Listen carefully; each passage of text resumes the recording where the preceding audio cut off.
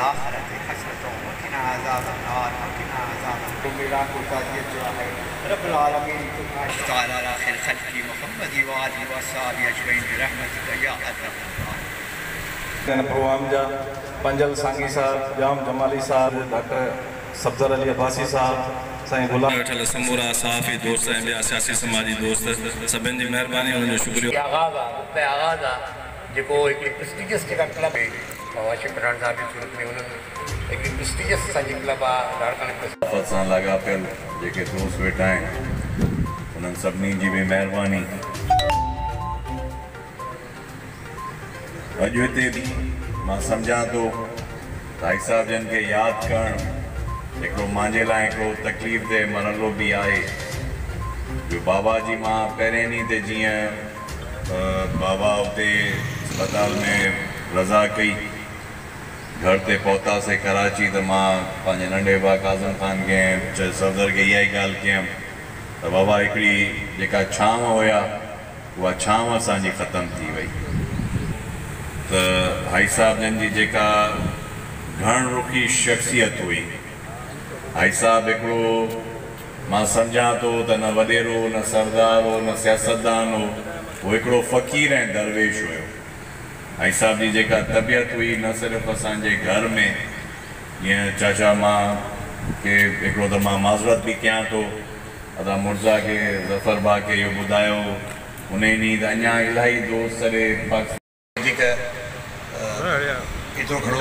हिकु भाउ जी हैसियत में मां उहो थो चई सघां थो त असांजे वालिद साहिब जो इंतकाल जॾहिं थियो 1962 में त मुंहिंजी उमिरि कुल 5 साल हुई ऐं भाई साहिब जन छा करे उमिरि में थोरो असांखां वधीक वॾा हुया असांजे ॿई भाउर जेके हुया मुंहिंजा अख़्तर साहिबु या अजमल साहिबु त मां जॾहिं वालिद साहिब खे पंहिंजे पूरी तरह ॾिठो बि कोन हुयो त मुंहिंजे साम्हूं त ॿई शख़्सियतूं या मां डॉक्टर अशरफ भाई साहिबु आहे ऐं या वरी हाजी मनोहर भाई साहिब ने मां पंहिंजो शायदि वॾो भाउ बि सम्झां पियो ऐं शायदि मुंहिंजी वालिद साहिब जी जाइ ज़मीन हुई आहे। मां अलाए फज़ल सां प्रेस्टिजियस जेके स्कूल आहिनि कॉलेजिस आहिनि मुंहिंजी हुते तरबियत बि थी, मूंखे हुते पढ़ायूं बि। सेंट जोसेफ स्कूल लाड़काणे में हूंदो तमामु बहितरीनु कॉन्वेंट स्कूल हुयो जंहिंमें मां तालीम जो आगाज़ कयो। मां ईसन कॉलेज लाहौर बि वियुमि। मां डॉमेटिक केतिरा दफ़ा इहो हूंदो त भाई साहिब जन घटि यानी स्टेशन ताईं रोड स्टेशन ताईं करे केतिरा दफ़ा ईअं थियो जो मूंखे उतां रिसीव बि कंदा अचे त बाबा ट्रेनियूं सुठी बि हूंदियूं। हाणे ट्रेनिंग जी शायदि उहा जेका न रही आहे जेकी मां 60 ऐं 5 जेका दिहाई हुयूं 70 दिहाई हू असांजे बि जेको आहे ख़ानदाननि जो असांजे पंहिंजनि जो जेको आहे फ़र्ज़ु हो ऐं असांखां हमेशह उहो अहिड़ो इंसानु जंहिं वटि इहा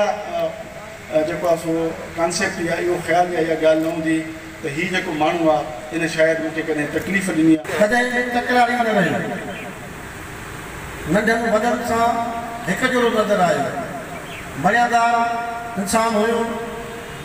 मुंहिंजी तकलीफ़ हाजी मनोहर अब्बासी साहब जे यादि में जेको हीउ तहज़ियती मिड़ाको कोठायो वियो आहे, सच ॻाल्हि इहा आहे त जॾहिं हाई साहब जी वफ़ात थी त असांखे ईअं महसूसु पिए थियो त हीउ जेको